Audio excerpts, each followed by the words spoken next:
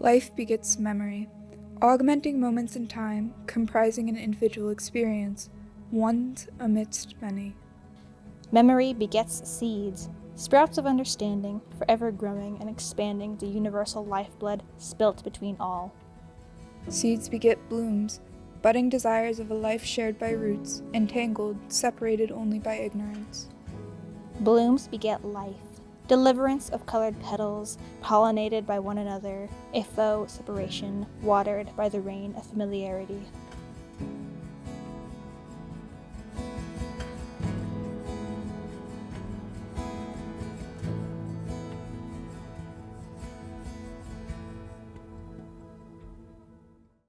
Prompt. Without looking at the actual definition, answer this. What does thread count mean? Thread count.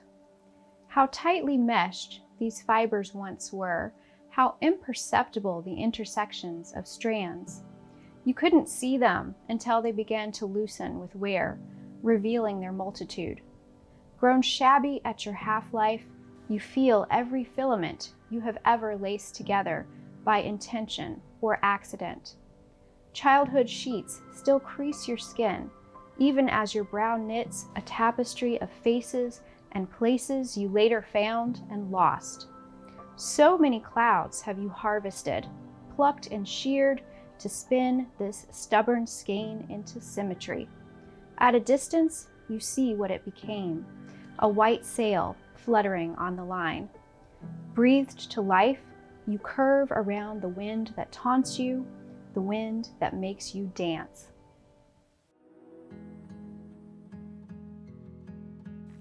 Prompt.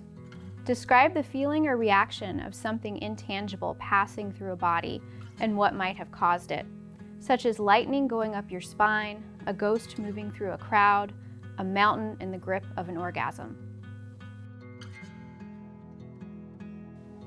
Thunder love. When hallowed clouds gather and headwinds prevail, I do not cower for the flash and the thunder rolling heavy. Struck by a love or tempest, I hold breath and wait again for the next heartbeat the storm bestows me. Prompt. Write about an instance of entropy happening in reverse and what it means, such as falling back into the sky, creamer separating from your coffee, a dead body recomposing itself. Precipitation. It comes back slowly, after it all. The skin of your toes will no longer prune under their presence. The condensation gathered over the years in your galoshes drip drops back into the sky. A dribble at first, then a stream, and then it's racing, trembling and tripping over clumsy legs to return from where it fell. Soon, you will notice that your socks are now only just a little damp, your sodden feet being soothed from the ache of your shrinking blood vessels. Your rubbery shroud will drop to the ground like everything else you've peeled off and remolded, and you will look at the peaking sun and bask in its gradual glow. Prompts. Like hermit crabs picking up shells, sometimes we pick up things, people, and habits that protect us. Write about something that helped you or saved you for a time. Sweetgrass. At a glance, dried lavender smells a bit like the sweetgrass you lent me when I was a girl. Just a quick refreshing with mists, and it was as fragrant as the day you bought it. I'd only ever read about sweetgrass until you. It hung on your wall, braided like your hair. I would go into your room when you were at work, intoxicate myself with the smell. Somehow it became familiar, even after you moved back home, and I never found it again. Even if I had, I'm not sure it would have smelled the same. You found yours authentic, at a fair, a souvenir from some adventure. I found dried lavender at an English tea shop in the Florida Panhandle. It came in small sachets, not in braids like the memories I knew. It didn't require refreshing for the scent to waft to my pillow at night, but it didn't smell of sisterhood. It didn't smell like the spontaneity I knew you braided into your hair every morning before walking to the restaurant and riding home on a stranger's motorcycle. It smelled like safety and tea instead of whiskey, but for a moment this morning when I rolled over in bed, facing my nightstand where the little sachet rested undisturbed, I dreamed of sweetgrass, braided and hanging on your bedroom wall.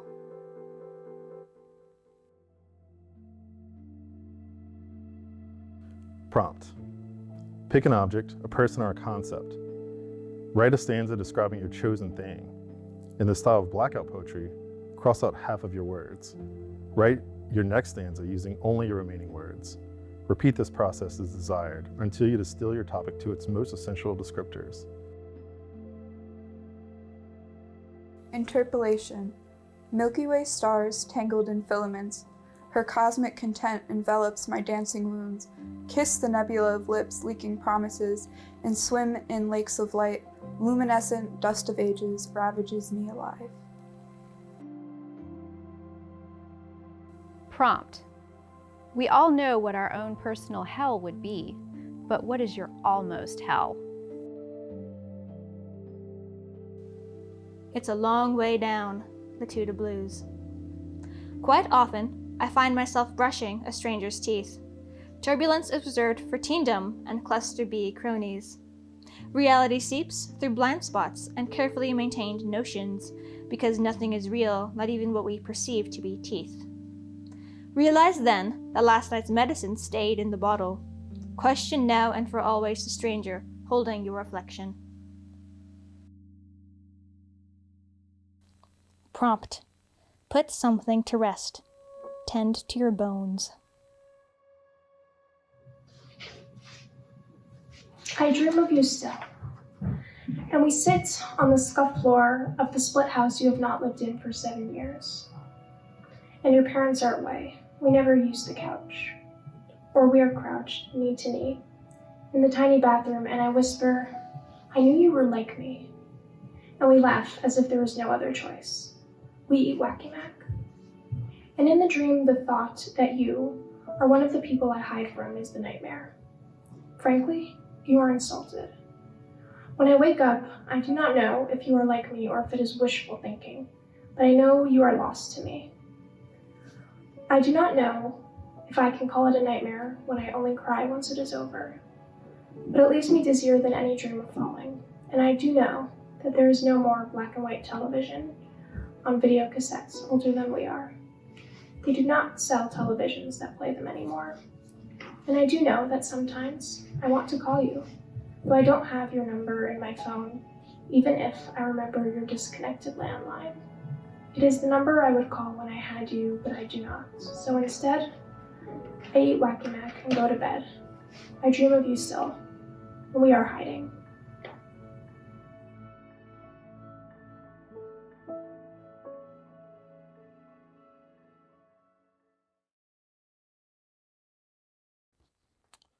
The Reluctant Martyr. What really happened on that hill in Gethsemane? I'm not so sure anymore. The kind of dude that would intentionally send his son off to die. The sacrificial lamb, the scraggling summer child, the perfect model for a martyr. That kind of dude feels too much like the kind of dude who whips his son for fumbling the football. 7 licks for 7 yards. Too much like the kind of dude who ties his son to the fence and hurls baseballs at him so he learns to get tough, to not be scared of the ball. Wasp tongue lashes that sting the soul. The kind of dude that makes heroes. Too much like the kind of dude who produces little 11-year-olds limping off the field, eyes too tear-blurred to meet the admonishments. Quit being a pussy, make the tackle. Just play through the pain. The kind of dude that brushes dust off the young soldiers' combat medals on the way back to the field, purified by charcoal dust and napalm. But the God of Gandalf and Dumbledore only works in fiction, tales told to make us believe it's good for us. Maybe martyrs are just the tubby, unathletic kids who couldn't find a chair when the music stopped. Wrong place, wrong time, wrong concussion protocol. Wrong parental figure who once played a resume at all costs, sent off to the bench in the corner. Someone to be read about aloud, repeated praise and proselytized at the burning pyre. The story lives only when the martyr is mourned. It's easy to be kind when it doesn't cost anything. Be great, be proper. It's the right thing to do. Be a good kid, be a man. Unfortunate fool, unfortunate hero, unfortunate son. We are pressured into service, back to the olive grove, back into play, pressed to take one for the team, to suffer again the pains of the world, victims of the plan to make us tough, reluctant martyrs, uttering the only prayer left, Abba, the pathetic, useless prayer, unacknowledged by the kind dude, Father God. It's too much like that kind of dude. Whispering, the dark age is already upon us. Whispering, tied to the fence post, let this cup pass from me.